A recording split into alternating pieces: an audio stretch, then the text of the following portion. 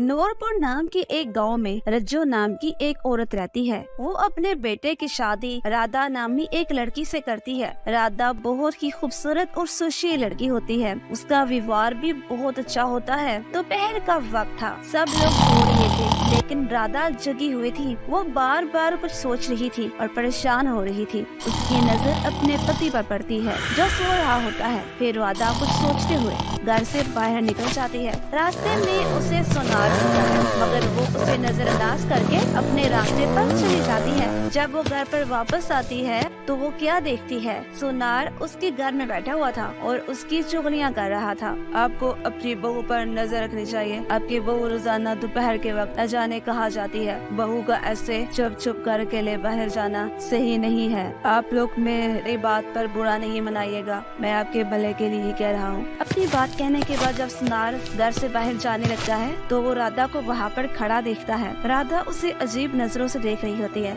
मगर वो कुछ भी नहीं बोलती। फिर राधा अंदर चली जाती है। अगले दिन राधा मामूल की तरह काम शुरू करती है। उसकी सास राधा को खड़ी देख रही होती है और वो उस सुनार की बातें सोच सोच कर दुखी हो रही होती है। दोपहर को राधा सबके सोने का इंतजार करती है और जब सब लोग सो जाते हैं तो वो तुरंत ही घर से बाहर निकल जाती है और पहाड़ों की तरफ जाने लगती है। राधा की सास चुपके चुपके इसे देख रही होती है और जैसा सुनार ने कहा था वो की जाती है। राधा की सास इसका पीछा करने लगती है। पीछा करते करते राधा पहाड़ों तक पहुंच जाती है और इसके ऊपर बनी एक गुफा में वो चली जाती है। इसकी सास जब इसको गुफा में जाते देखती है तो इसके पैरों तले से जमीन निकल जाती है। वो छुपकर अंदर का मंजर देखने लगती है। अंदर बहुत सी चुड़ैलें बैठी होती हैं। वो राधा से बातें करने लगती हैं। राधा, तुम कब तक अपने पति और अपनी सास को मारोगी? आखिर कब तक हम लोग इस गुफा में रहेंगे? कब हम लोग तुम्हारे नए घर में रहेंगे? हम बहुत परेशान हो चुके हैं, यहाँ रहने का हमारा दिल ही नहीं करता।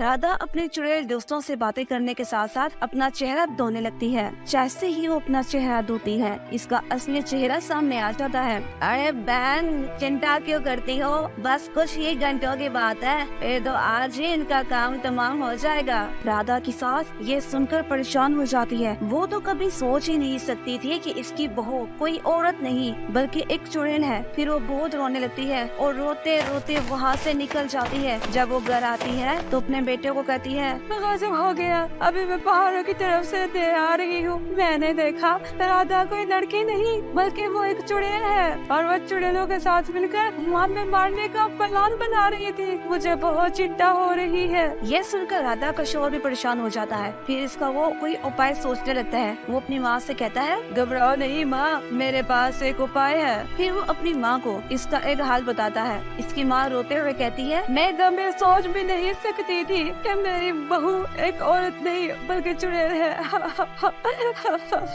उसने मेरे बेटे की जिंदगी बर्बाद कर दी। बेटा जल्दी करो, कुछ करो, नहीं तो वो हमें आज रात खत्म कर देगी और हमें मारने के बाद वो इस घर पर और गांव वालों पर राज करेगी। फिर इसके बाद वो अपनी माँ को एक उपाय बताता है। इसकी माँ इसकी बातों को गौर से सुनती है और जैसा वो कहता है वैसा ही करने का फैसला कर लेती है। फिर राधा का शौहर गांव वालों को सारी बात बताने का फैसला करता है कि राधा हर दोपहर को कहाँ गायब रहती है और ये कि वो कोई औरत नहीं बल्कि एक चुड़ैल है। फिर उसे खत्म करने की भी तरकीब निकाल लेता है। इसकी माँ इस चीज में इसका पूरा साथ देती है। शाम को जब राधा वापस घर आती है तो इसे बहुत अजीब लगता है। घर में बहुत कम सामान नजर आता है। इसका पति और इसकी साथ दोनों ही घर में मौजूद नहीं थे। वो अंदर जाकर इनको ढूंढने लगती है। जैसे ही राधा अंदर जाती है इसका शौहर बाहर से दरवाजा बंद कर देता है और घर को आग लगा देता है। गांव वाले सारे लोग वहां खड़े होकर इसे आग लगाते हुए देखते हैं और फिर इसकी भरपूर मदद करते हैं। थोड़ी ही देर के बाद अंदर से चीखों की आवाजें आने लगती हैं। जैसे ही राधा को आग लगती है उसका असली चेहरा सामने आ जाता है। बचाओ बचाओ, मुझे बचाओ, मैं मर गई, बचाओ। फिर उसी आग में जल के राधा खत्म हो जाती है और जलकर मर जाती है।